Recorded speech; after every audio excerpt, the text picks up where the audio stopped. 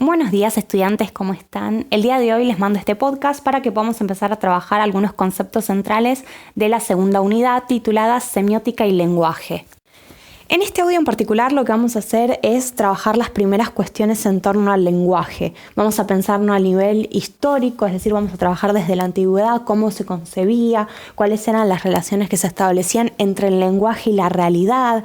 Y a su vez vamos a empezar a trabajar problemáticas más actuales que tienen que ver con el uso y la mención, con los tipos de lenguaje. Y vamos a empezar a pensar el punto al que se quiere llegar con esta unidad, y es cuál es la relación entre el lenguaje y la ciencia. Ese digamos que es nuestro objetivo en esta unidad. Para comenzar entonces con este recorrido, lo que podemos hacer es viajar a la antigüedad y pensar, por ejemplo, en Platón. A Platón nosotros ya lo estuvimos trabajando cuando apareció Klimovsky en la unidad número 1, pero ahora lo traemos con otra problemática, la del lenguaje. Y es que él se va a preguntar en su época qué relación hay entre las palabras y las cosas. Va a pensar por un lado que quizás estas palabras, los nombres que nosotros les damos a los objetos, tienen una relación natural, es decir, cuando yo nombro algo estoy evocando una característica esencial, estoy haciendo referencia a aquello que específicamente hace a la cosa ser lo que es, ¿no? Entonces todas estas ideas hacen pensar que el nombre está muy arraigado a la esencia de las cosas. Pero por otro lado va a aparecer otra postura, que es que el lenguaje en realidad es simplemente una cuestión social y que por ende es arbitraria, ¿no? Es decir, de cada sociedad va a depender el lenguaje que utilizamos. Incluso podríamos pensar que cada persona puede utilizar un lenguaje en particular o el que desee en función de sus intereses. Entonces este problema va a empezar a chocar, ¿no? ¿Las palabras están conectadas con las cosas de una manera natural, esencial, o son totalmente arbitrarias y una convención social? Entonces acá Platón lo que nos está planteando muy claramente es el problema de la relación de las palabras con las cosas, es decir, ¿qué relación hay entre el mundo y el lenguaje? Esa es la pregunta fundamental que se hace Platón.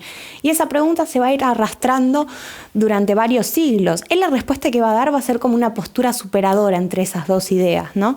En algún punto sí, a ver, el lenguaje sí es una convención social, pero a su vez esa convención social tiene conocimiento por parte de la sociedad, es decir, no es que puedo ponerle cualquier nombre a cualquier cosa, no. Hay gente que sabe sobre los objetos del mundo, sobre el mundo en sí, y por ende puede poner nombres a esas cosas. Tiene un sentido ese nombrar. Entonces no es ni 100% arbitrario ni 100% natural, hay un poco de cada cosa, o sea, los nombres tienen un sentido, una razón de ser, pero a su vez son una convención social.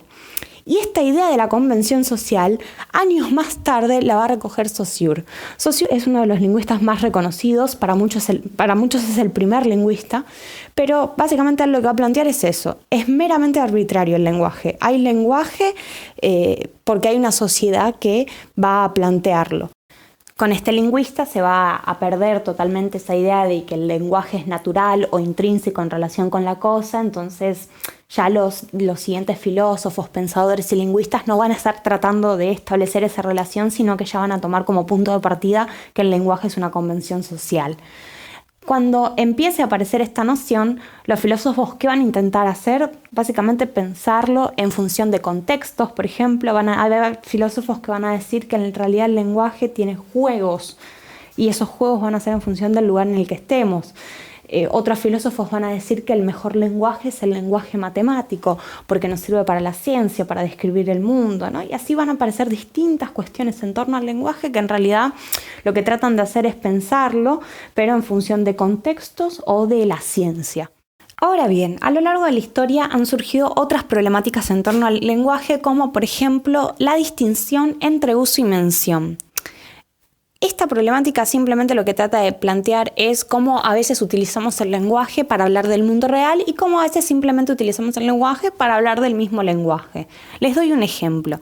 Si yo digo que la casa de enfrente es amarilla, estoy haciendo una descripción del mundo real, entonces estoy haciendo uso del lenguaje. En cambio, si yo digo que la palabra amarillo es una palabra de 4 sílabas, que se utiliza como adjetivo, ¿no? Empiezo a describirla en ese sentido, sonido, entonces ya no estamos hablando del mundo real, ya estamos hablando del lenguaje en sí mismo. De hecho, cuando se hace referencia a la mención, también se suele decir que es el metalenguaje. Y aunque a simple vista esta distinción entre uso y mención pueda ser muy obvia, en realidad tiene consigo otros conceptos. Por ejemplo, cuando pensamos en el uso, estamos a su vez hablando de las funciones del lenguaje.